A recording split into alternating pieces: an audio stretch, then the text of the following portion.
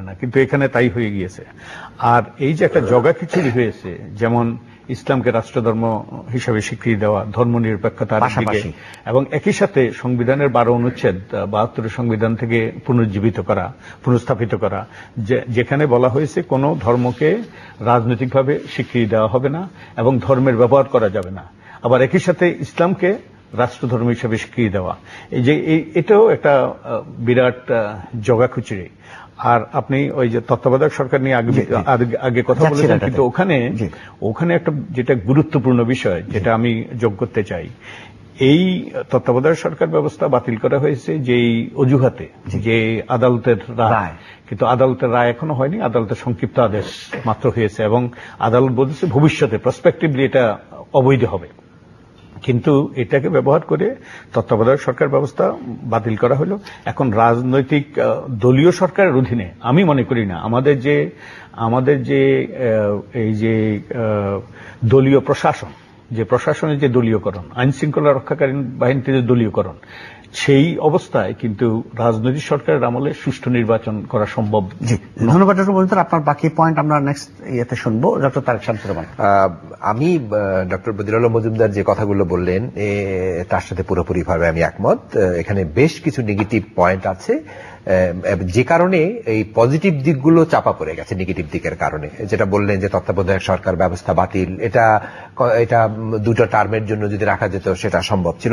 আমার কাছে আরো কতগুলো বিষয় খুব গুরুত্বপূর্ণ। একটা জিনিস মনে হয়েছে যে সংবিধানের 25(2) ধারা যেটা ছিল, সেখানে আগে বলা হয়েছিল যে মুসলিম বিশ্বের সাথে সংহতি, ভ্রাতৃত্ব প্রতিম সম্পর্ক, এটা আমাদের যে পার্ট অফ আওয়ার কনস্টিটিউশন, এটা এখন বাতিল হয়ে গেল।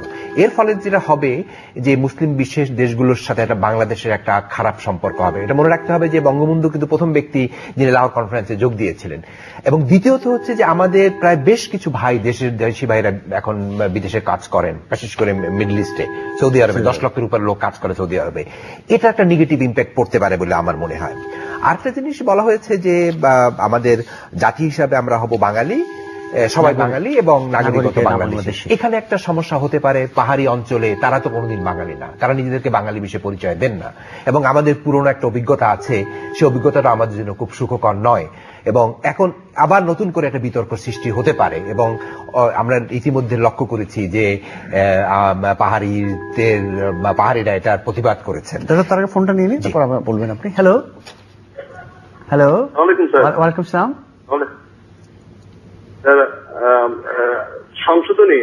সংশোধনীর কথা বলছে বারবার। সংশোধনী যদি আমরা সংশোধনী হওয়ার আগে বিজ্ঞ লয়াররা যে সবকিছু দেখে সবকিছু সংশোধনী করা হয়েছিল, ওনারা কি দেশের বরেণ্য ব্যক্তিত্ব হিসেবে সেটা যে আজকে সমালোচিত হবে, এটা কি আসলে অ্যাকচুয়ালি ওনারা ভেবে করেন নাই?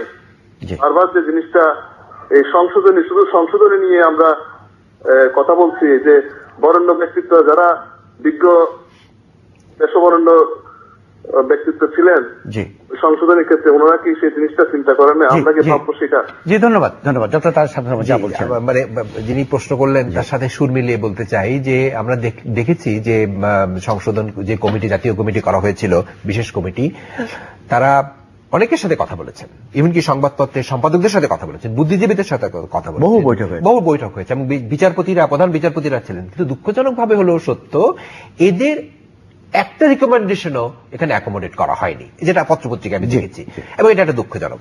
আমি যে প্রসঙ্গে বলছিলাম নেতিবাচক দিক, আরেকটা নেতিবাচক দিক আমার কাছে মনে হয়েছে যে এখন 1972 সালের সংবিধানে আমরা ফিরে গেছি, সেখানে বলা হচ্ছে সমাজতন্ত্রের কথা। এখন 21 শতাব্দীতে এসে আবার সমাজতন্ত্র প্রতিষ্ঠা করা, এটা আদৌ করা যাবে কিনা, বা সমাজতন্ত্র আজকাল বিশ্বে অচল হয়ে গেছে, এমনকি চীনেও সমাজতন্ত্র এখন আর সেই অর্থে নেই, ধ্রুপদী মার্ক্সবাদ চীনে নেই। এখন আমরা যদি সেই সমাজতন্ত্র পুনর্বহাল করি, তাহলে একটা যে প্রশ্নটা আসবে যে বিদেশে আমাদের সম্পর্কে একটা খারাপ ধারণার আবার তৈরি হতে পারে যে বাংলাদেশ বোধহয় সম্ভবত আবার সোশ্যালিজমের দিকে ফিরে যাচ্ছে, ন্যাশনালিজমে চলে যাচ্ছে, এবং যার ফলে হবে কি বিদেশি পুঁজি যারা বিনিয়োগ করতে আসতে চাচ্ছেন, এবং ইতিমধ্যে গত 40 বছরে আমাদের দেশেও কিছু দেশীয় পুঁজির জন্ম হয়েছে, বেশ বড় বড় ইন্ডাস্ট্রি এখানে হয়েছে, 1000 কোটি টাকা যাদের ইনভলভমেন্ট, এদের মধ্যে একটা আতঙ্ক থাকবে যে এরা আবার ন্যাশনালাইজেশন করে ফেলে কিনা। তাহলে হবে কি, তাহলে বিদেশ থেকে পুঁজি বিনিয়োগ বন্ধ হয়ে যেতে পারে, এবং এগুলো একটা নেগেটিভ ইম্প্যাক্ট তৈরি হতে পারে। আমার বিবেচনায় এই মুহূর্তে এই ঠিক সমাজতন্ত্রের ধারণাটা অ্যাকোমোডেট করা দরকার ছিল না। আরেকটা জিনিস, ক্ষুদ্র একটা জিনিস আমি মনে করি, যেটাও অনেকগুলো আমাদের সংবিধানে অন্তর্ভুক্ত হয়েছে, 7ই মার্চ বঙ্গবন্ধু 7ই মার্চের ভাষণ, 26শে মার্চের স্বাধীনতার ঘোষণা, মুজিবনগর, এগুলো ঠিক আছে, কিন্তু এর সাথে জিয়াউর রহমান স্বাধীনতার, তার তো একটা বক্তব্য আছে এবং উনি তো বঙ্গবন্ধুর পক্ষে স্বাধীনতার ঘোষণা পাঠ করেছেন, তার এটাকে যদি রাখলে এটা তো কোনো ক্ষতি ছিল না। আসলে যে জিনিসটা আমাদের হয়, আমি যেটা বদিউল আলম সাহেব প্রথমে বলেছিলেন, সংবিধান কোনো ব্যক্তির না, কোনো দলের না, সংবিধান সমস্ত জাতির। এবং আমাদের রামকৃষ্ণ সাহেব খুব বিজ্ঞ ব্যক্তি ব্যাপারে, উনি 1900 সংবিধানের প্রথম ব্যক্তি যিনি সংবিধান প্রণয়ন কমিটির সাথে জড়িত ছিলেন। এখানে সবার মতামত দিয়ে যদি করা যেত, বিশেষ করে বিরোধী দলের মতামত দিয়ে যদি করা যেত, আমার মনে হয় জিনিসটা আরো ভালো। ধন্যবাদ তারেক শামসুর রহমান। ব্যারিস্টার আমিনুল ইসলাম। আমি বদিউল আলম মজুমদার সাহেবকে উদ্দেশ্য করে বলতে চাই যে 7-এর কটা যেটা নিয়ে আমরা খুব প্রাউড ফিল করছি, যেখানে জুডিশিয়ারি এবং পার্লামেন্ট তারা একত্রিত একইভাবে চিন্তা করেছেন এবং সেটাই প্রতিফলিত হয়েছে যে এই দেশে সামরিক শাসন বা অবৈধ ক্ষমতা দখলদারীদেরকে মানুষ তারা দেখতে চায় না, এবং সেজন্য সংবিধানে শাস্তিমূলক ব্যবস্থা করেছেন। এবং ওনার এইটা নিয়ে যে আশঙ্কা, এটা আমি বদিউল আলম মজুমদার সাহেবের যুক্তিটা বুঝতে পারছি। উনি খুব যুক্তিবাদী মানুষ এবং আমার সাথে অনেক ব্যাপারেই একমত। কিন্তু পাবলিক রিঅ্যাকশনস না, এইখান থেকে আমরা যদি এই রং মেসেজগুলো দেই, কন্ট্রাডিক্টরি মেসেজ, তাহলে সুশাসনও হবে না, সুনাগরিকও হবে না। অর্থাৎ সুনাগরিক করতে হলে কতগুলো জায়গাতে আমাদের আনকম্প্রোমাইজিং স্ট্যান্ড থাকা দরকার। তো উনি যদি সুনাগরিক হন, তো নিশ্চয়ই সংবিধান ভঙ্গ করে একজন অবৈধ ক্ষমতা দখলদারী বা তাদের উস্কানিদাতা সাহায্যকারীদের কে তিনি প্রশ্রয় দেবেন না। অর্থাৎ আইন যদি, সংবিধান যদি সেটাকে না করে দেয়, সেখানে এই ধরনের কমেন্ট অপ্রত্যাশিত বলে আমি মনে করি। দ্বিতীয়ত হচ্ছে যে এখানে যে সংশোধনীগুলো আনা হয়েছে, তাতে আমি এটা মনে করি যে অধ্যাপক সাহেব যেটা বলেছেন যে আমাদের ক্ষুদ্র জাতিসত্তার যে বিষয়টা, এটাকে আরো আর্টিকুলেট করতে একটা বদিউল মজুমদার সাথে এটা আর্টিকুলেট করা দরকার। এবার আমাদের কাজ করবার প্রয়োজনীয়তা রয়েছে, শুধুমাত্র সংবিধান না, আমি মনে করি যে নৃতাত্ত্বিক বিভাগে তার উপরে কাজকর্ম করা দরকার। ঐতিহাসিক সচেতনতা বোধ এবং আমাদের বাঙালি জাতীয়তাবাদ কোনো ক্ষুদ্র জাতীয়তাবাদ নয়। আমরা জাপানিজ বা কোরিয়ান বা চাইনিজদের মতো ওই ধরনের জাতি আমরা নই। আমরা যে কথা বলেছি যে এটা একটা, যেমন একটা ঋতু বৈচিত্র্যের দেশ, নদী বৈচিত্র্যের দেশ, তেমনি এটা মানব বৈচিত্র্যের দেশ।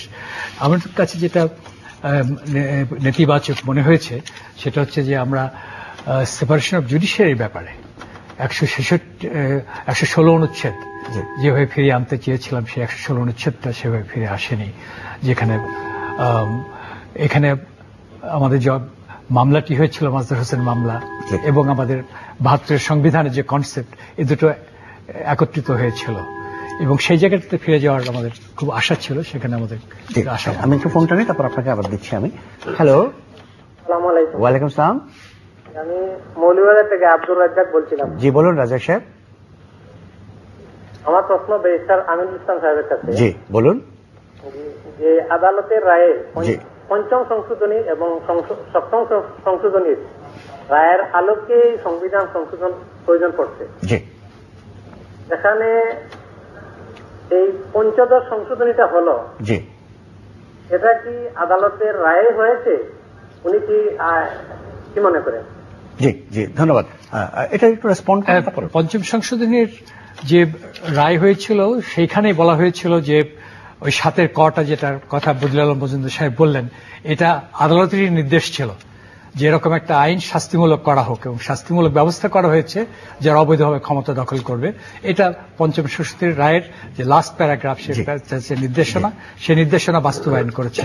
এরকম ভাবে এইটা যাতে না আসতে পারে সেই জন্য কাজ করেছে। আমাদের যেখানে ইমার্জেন্সি টাইম লিমিট করে দিয়েছেন যে কতদিন পর্যন্ত থাকতে পারবে, সেটা খুব স্ট্রিক্টলি পুনঃসংশোধন করেছি, সেটা খুব ইতিবাচক দিক। এবং ওই নেতিবাচক বিষয় আমার একটাই মনে হয়, সেটা হচ্ছে যে আপনার 116 অনুচ্ছেদ আমরা যদি ফিরে পেতাম তাহলে